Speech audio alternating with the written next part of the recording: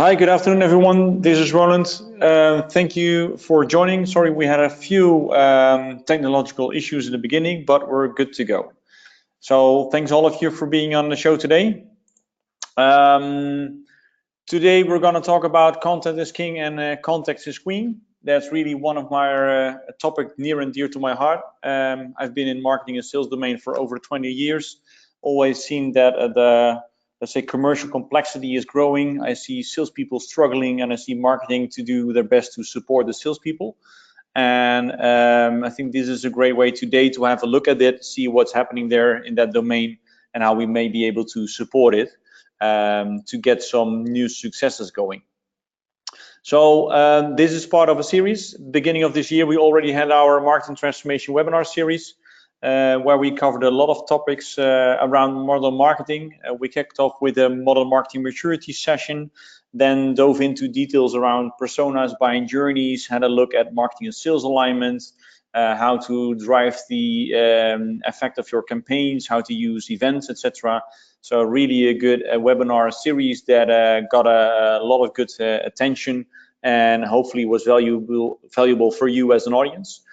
Now we've taken it a step further with broadening the perspective to cover the full customer experience, where we kicked off with some main trends developments in CX in 2018, then had a look at how sales and service are playing a role in that customer experience, and today are looking into content is king and context is queen, together with our co-host from Showpad.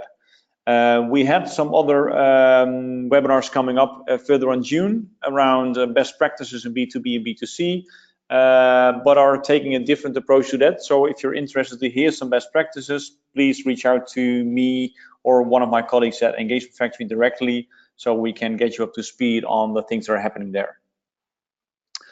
So for today, we're going to do a brief introduction and then have a look at how to sell the way that buyers want to buy. And then after some key takeaways, we'll have some room open for Q&A.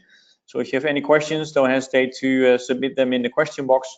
And with that, let's see how we can get the maximum of this session. The way that you can do it is at least stay tuned for the coming 45 minutes or so. If you have any notes, please note them down. We will share the presentation deck and the recording afterwards. As I said, if you have any questions, submit them in the chat box. We have some polls coming up, so we'd appreciate if you participate in that as well to get your view on the topic. For these webinars that have already taken place or will be the ones that we will be hosting in future, make sure that you join them as well. And for now, just sit back and get inspired in the coming, let's say, 40 minutes or so that are remaining. So this webinar is brought to you by Engagement Factory. We are an agency specialized in modern marketing and sales. We've been around for a couple of years now, have our offices across EMEA and are doubling every year in terms of employees, revenue, and clients, doing great stuff in that modern marketing domain. And what we see on a daily basis is really these challenges that all of our clients and prospects seem to be struggling with. And that's reaching the best possible customer experience. And even in this digital area, or sometimes maybe even because of this digital era, there's a lack of integration between systems, processes, people, and data. And that's really causing that we're not able to achieve the best possible customer experience, which we think is a big loss and also might be impacting your business heavily. So what in the end we should be aiming for, and this is not new if you've been in marketing for a while, then the single goal is to get the right message across to the right person at the right time via the right channel, because the combination of that will drive powerful engagement. And that's initially what we're looking for. What we've developed over the years is as we call the customer experience building blocks. From left to right, walking from marketing via sales into service, and trying to get our customers delighted across that entire customer experience path. One of the topics we'll be looking at today is that the blue one in the top around sales enablement, which I think is a sort of an overall theme that is currently being used in trying to bring marketing and sales closer together, fueling salespeople with content, with tools, and with skills to try to get to a better sales outcome. And that's what we're going to look at today as well. Together with Showpad, we're happy to be partnering with Showpad and see how we can leverage their technology and also their insights to help our clients to do a better job when it comes to having meetings with clients. So with that, I want to hand over to Christophe to take us from here and to tell the folks on the line what he has found and how his insights can help us to become better people in sales and marketing. Christophe. Right, perfect. Thanks for the introduction. You hear me properly now, right? Yeah, loud and clear. Perfect. So first of all, let me indeed start with this opening statement. I want to zoom into how to sell the way buyers want to buy, which is in fact the core of this presentation to get to a better buying experience. But first, to get started on the next slide, a short introduction from my side. To switch the slides is. Yes, perfect. So first, maybe a short introduction from my side. So I'm Christophe. I'm a marketing and sales transformation professional. I have a kind of a decade of experience, but especially a passion for digital marketing and sales enablement. Everything that is influencing that buyer. That's a true passion. In terms of my background, I work at Procter & Gamble with a true brand focus, a lot of content marketing happening there. In Bain with a focus on digital transformation, and now at Showpad, where we really focus on that buyer experience. So if you go to the next slide, the agenda for the upcoming 20 minutes is, first of all, I want to lead you through what we see happening in today's B2B buyer journey. So what's happening there and what as a consequence is impacting in terms of the content requirements. Secondly, I want to zoom into the sales enablement solution that drives, in fact, that buyer experience with a focus on the bottom of the funnel. So not on really the awareness phase, but rather on how to convert and how to make sure that you convert, I would say, prospects to customers. And I want to finalize with really a best case example of one of our customers. So to start off, it's the best buyer experience that wins. And if we go to the next slide, to back up this slide is, in fact, there's a lot of research that indicates that a lot of, or the majority of the B2B buying decisions are based on buying experience. So people, next to pricing, next to your product details, next to the features and the services that you offer, there's more and more indication that it's the buying experience that wins you a deal. Think of it yourself, for example. If you go to a website and there's just a crappy website and there's no seamless experience, you would change websites to do your online shopping because the buying experience is just more seamless, it's better. And that has impact on the B2B buyers. So if you go to the next slide, here what we have is, in fact, a mapping of the consumer world. There's the typical stages. You go from a discover to an explorer until the point in time that you buy a product. And what we see in the consumer world, that is not just an offline experience anymore. There's a lot happening online, and it's multi-channel. You start on a website where you discover some elements. You go to a chat functionality. You go back to a store manager, and that's a full complex journey. If you go to the next slide, what we see happening in this consumer world has a clear impact on what's happening into B2B purchases. So if you look at B2B purchases, and especially for complex ones, so not the transactional purchases, but the complex B2B purchases, there's in fact three things that buyers need today. First of all, there's the relevant content throughout the buying journey, very similar to what we've seen in the consumer world. That's also becoming just a requirement in the B2B sales process. And second of all, so the second and the third point are more directed towards the B2B world specifically, is there's no such thing anymore as one person buying. It's the help of just a buying team, the help of a lot of different colleagues to make that decision. So that's the first additional complexity. And a third point is a reality that we see is that the salespeople that add value to the process, that add insights to the buyer, it's that organization that in the end will win the deal.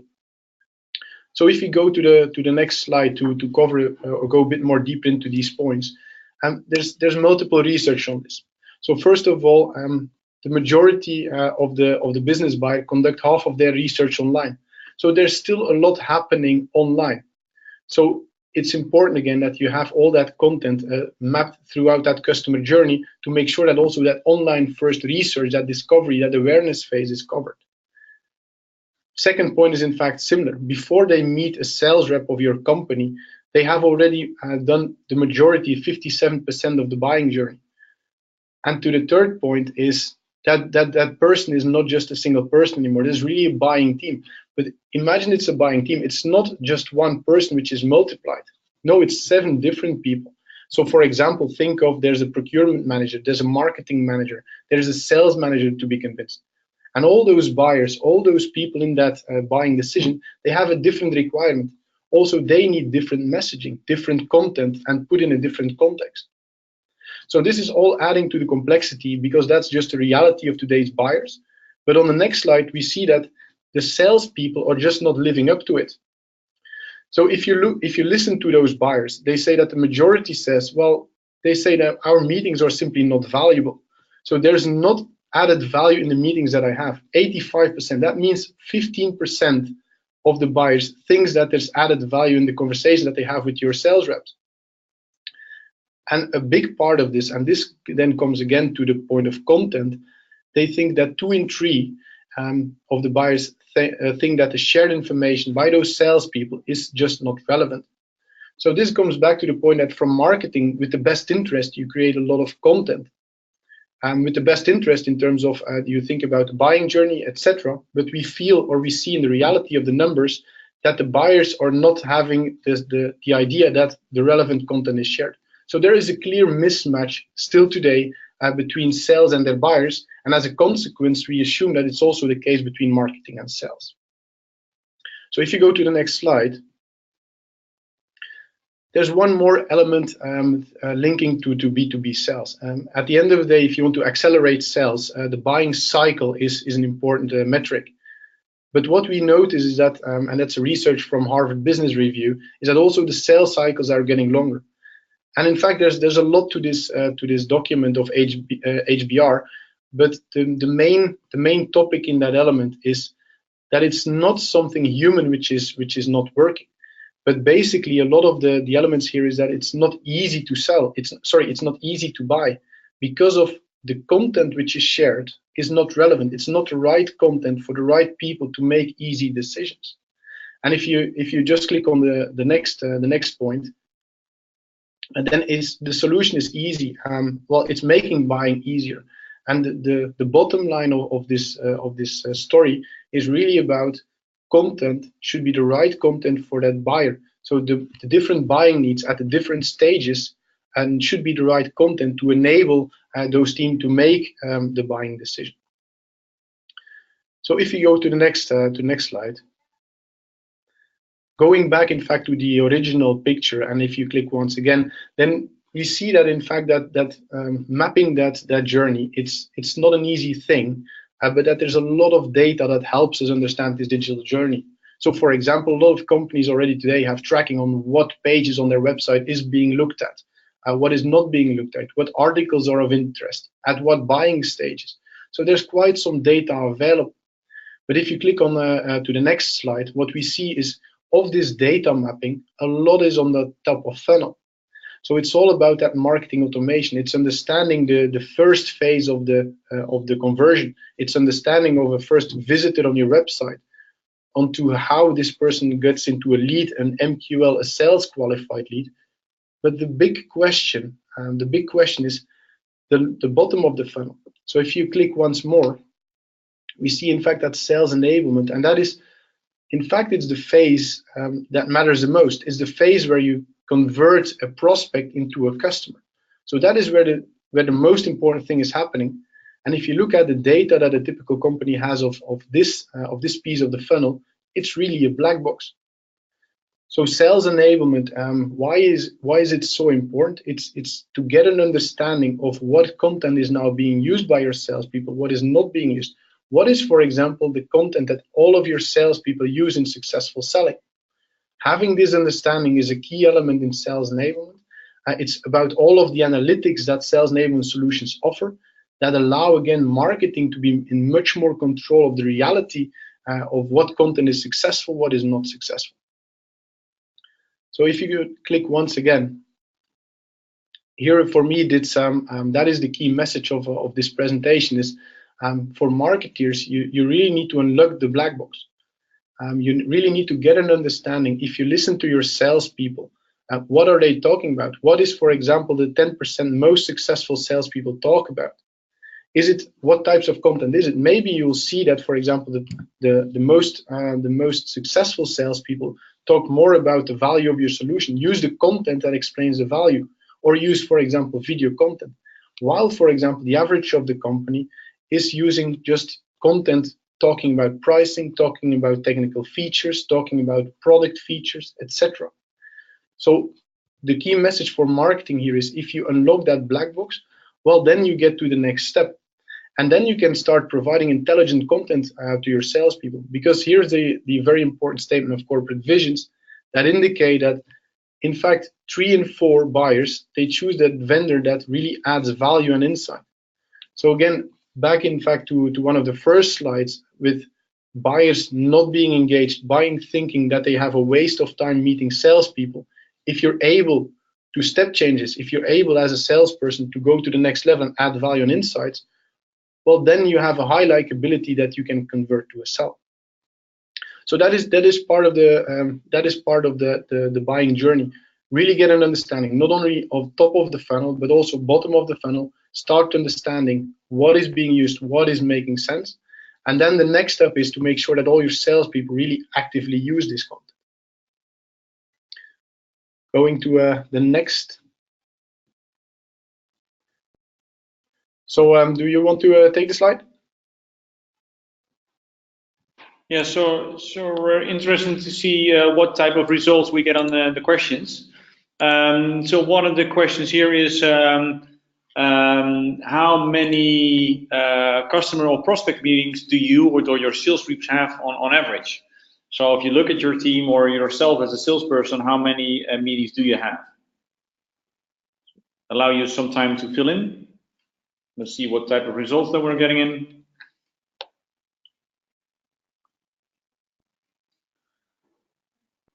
So based on the people that we have on the line, only kind of a, let's say, low number of meetings, 2 to 5 meetings, probably maybe in the higher business range. If you have people that are covering the small, medium enterprises, they might be up to, let's say, 5 to 10 or some even 10 plus meetings a week.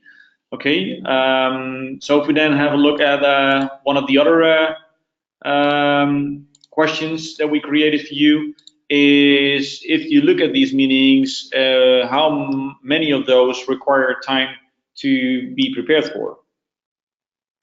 So do you require any time to do preparation for these meetings? So the results coming in. Allow you just a little bit more time to get your votes in. Okay, thank you. So most meetings, and you can say that over 40% is also most meetings already. So roughly all meetings require preparation, including presentation material that either yourself created or were prepared by marketing. And then maybe the trick question, if you have a look at the time that you require, how much time do you spend a week or your sales rep spend a week finding and preparing those marketing materials to use in customer and prospect meetings?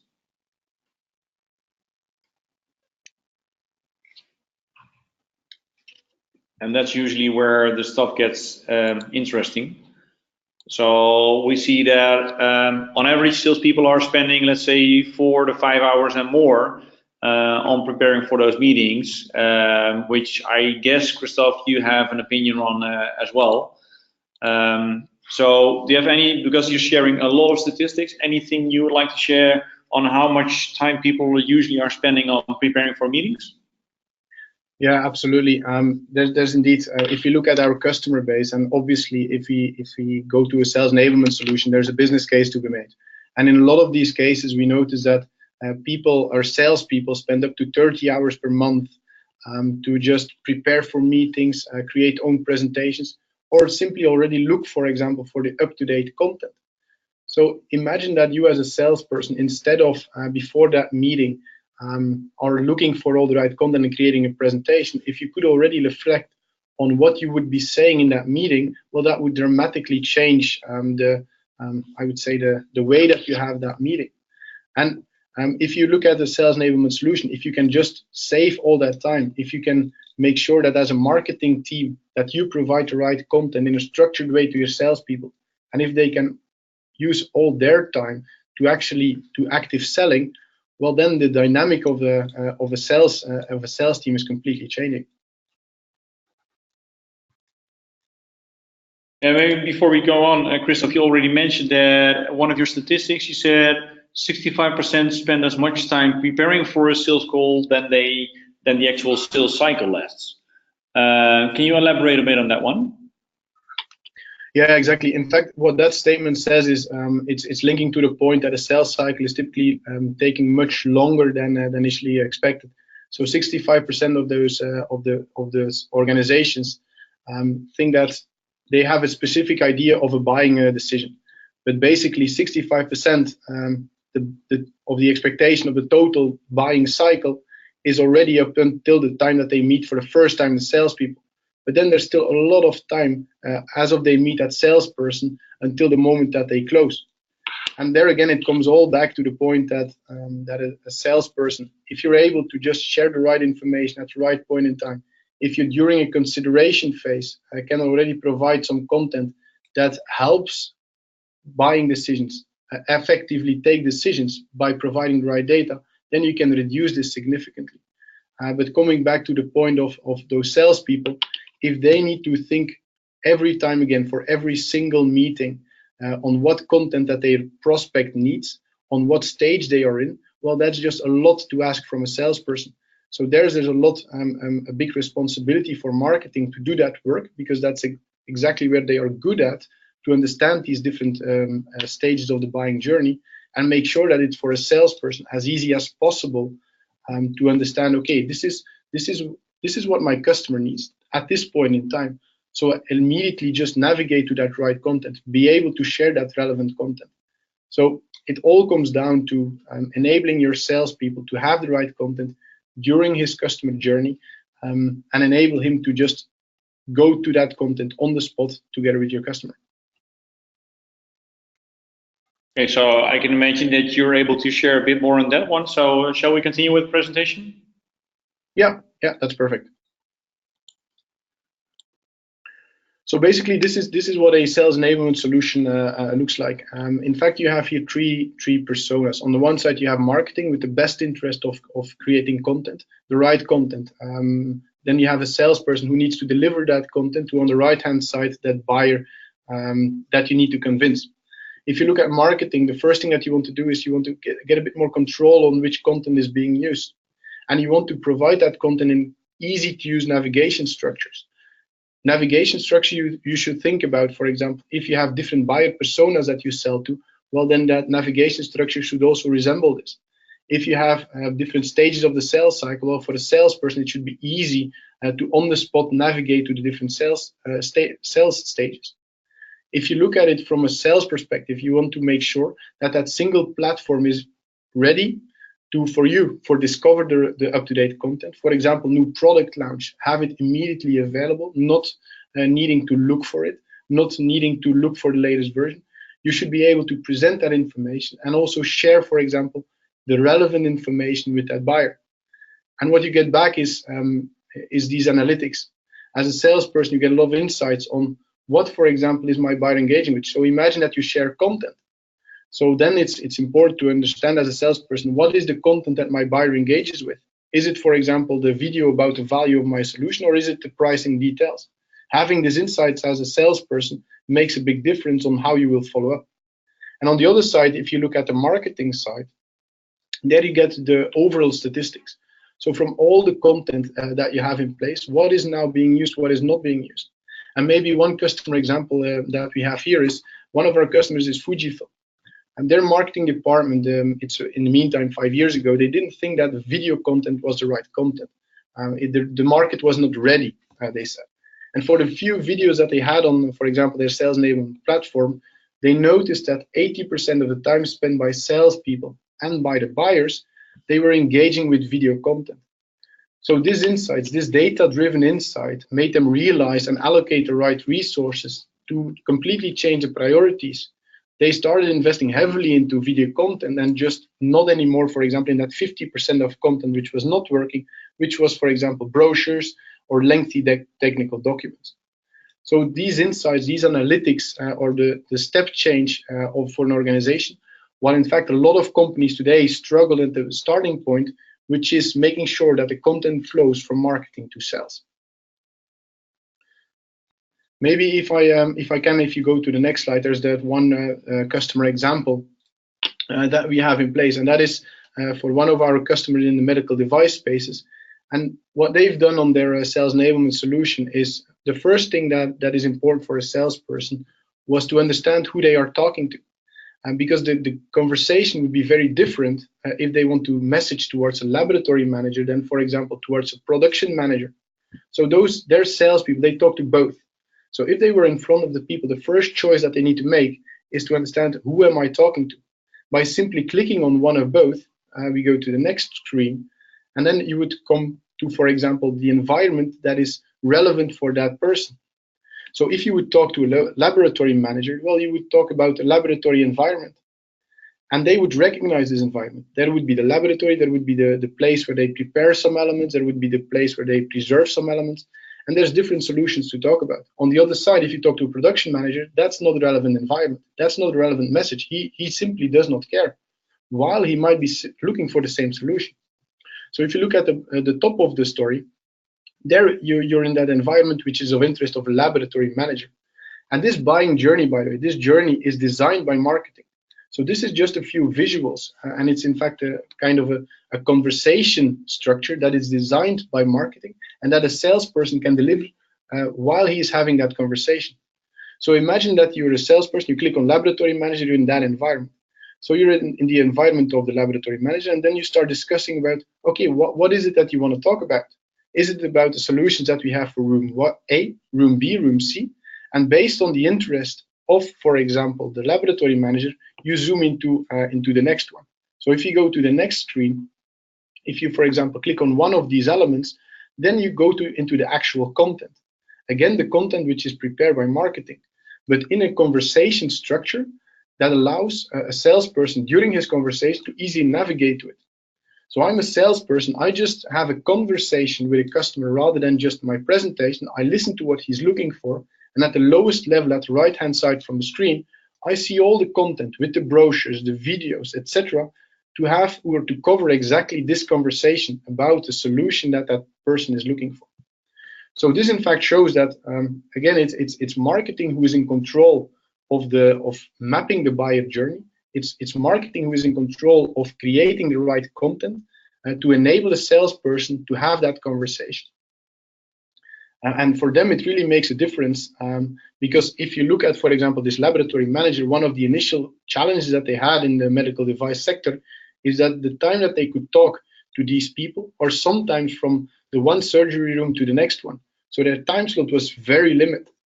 But if you're able to immediately zoom into an environment which is relevant for the buyer persona you're talking to, then you catch their interest. You immediately navigate to what they are caring about, so they listen to you. So this makes for them the difference between having a conversation or simply not having a conversation.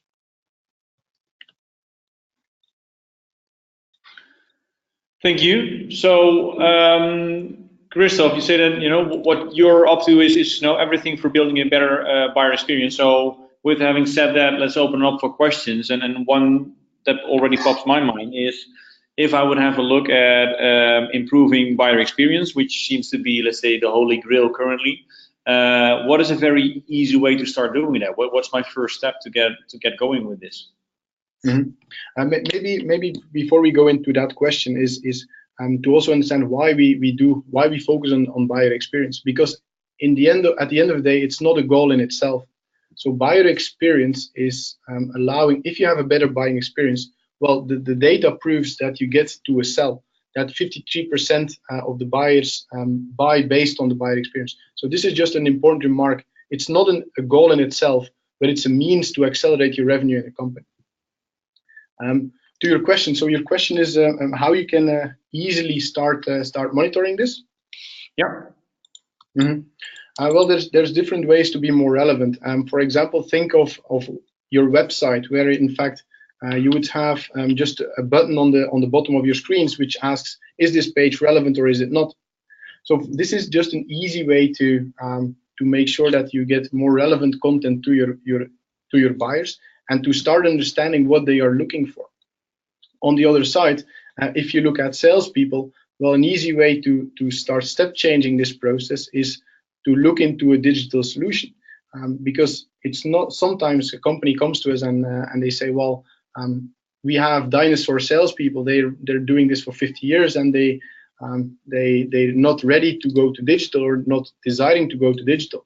But on the other side, if your buyer expects you to be digital, well, then you just need to step up your game. So going to digital for your salespeople is just making this buyer experience more consistent. Okay, thank you. And I think an interesting question also is that if you look at this, let's say content has usually been owned by marketing, and also I also hear you say that the content development and the journey development is done by marketing, but then it's used by sales. Where do you see ownership for things like sales enablement and platforms like Showpad? Mm-hmm. Yeah, that's a very good question. If you look at, for example, do some LinkedIn research, you see that there's a lot of sales enablement functions coming up in different companies. So while today we see that the majority of this responsibility is still in marketing, but there's an important role for a sales enablement function that coordinates between marketing and sales. But what's interesting here is if you look at the ownership of marketing, it is drastically changing. So while if you did not have the analytics, and the responsibility for marketing was to create content, it was to create the right content that they had in mind and they deliver it to sales. On the other side, with today's analytics, the responsibility or the accountability for marketing changes from creating content to delivering content that is being used by the salespeople. Because with these analytics, you can finally track a content return on investment. If you use it in itself, just as a sales enablement platform, well, you have the amount of time it is being used by your salespeople. On the other side, if you can link it to a CRM, you get even just evaluation of a content by how it is being used in deals that you have won, for example, with different companies. And in that sense, it really changes the behavior and the accountability of marketing. While it remains their accountability to create the content, they are also getting more and more accountable of delivering content that really impacts the organization. Yeah, an interesting way to look at it is so a lot of marketers are already looking at marketing generated pipeline. So what have we done to contribute to the pipeline? How many of the opportunities or leads have been generated by the marketing team? But also the other aspect is what is the marketing influence pipeline? So what do we as a marketing department contribute to conversion rates or to close rates? Or to deal sizes or to cycle time. So it's always difficult to really pinpoint who has contributed what in that entire development, but it's definitely something that marketers should be aware of. So one final question.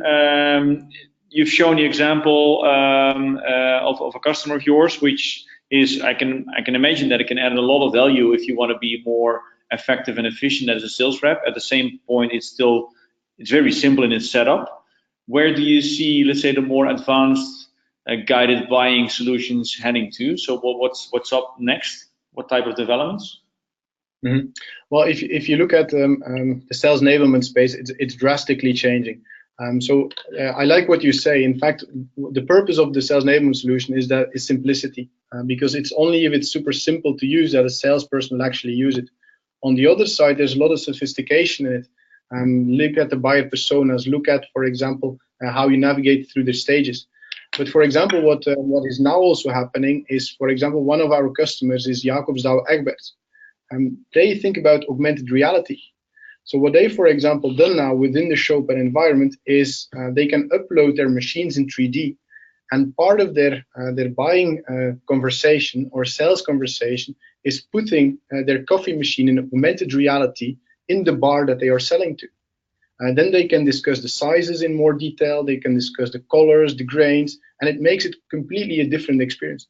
So I would say every customer that we have or that starts with sales enablement, they start with more basic environment.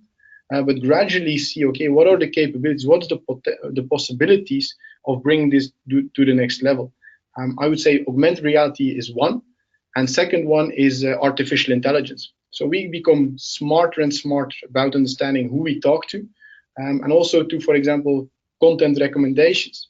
So we have a lot of machine learning. If you link a sales enablement to a CRM solution, that indicates, for example, a salesperson who's visiting a specific customer, what content has been used successfully by my peers? What content should I be using, rather than just having it all available, giving active suggestions and making it more actionable. So for me, augmented reality and artificial intelligence is the next big thing in sales enablement as well. Okay, and those are on the roadmap or actual projects that you're currently working on, or maybe even already have delivered? Yeah, so for example, that augmented reality is something which is nearly coming out, and we have some customers who are already testing with it. Artificial intelligence, that's just a gradual improvement. So we have already so these smart content recommendations, but I would say with computing power, more integrations, the system gets smarter and smarter every day.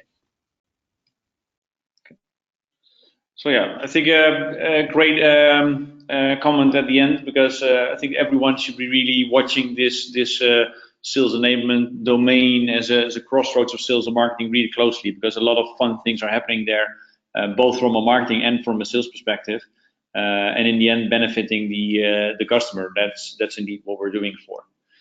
So with that, bring it to an end. Christophe, thanks very much for joining us today and sharing your insights, your experience on how to improve the customer experience. If you have any questions, you can approach Christophe directly or send them to me, and I'll make sure that they get addressed as well. Thank you all for joining. This recording will become available shortly afterwards. If you want to point anyone into that direction, link them to webinars.engagementfactory.com. That's also where you can find all of the other recordings of this webinar series. And for the rest of the day, I'm going to wish you a great day and hope to see you all soon. Thank you. Bye-bye.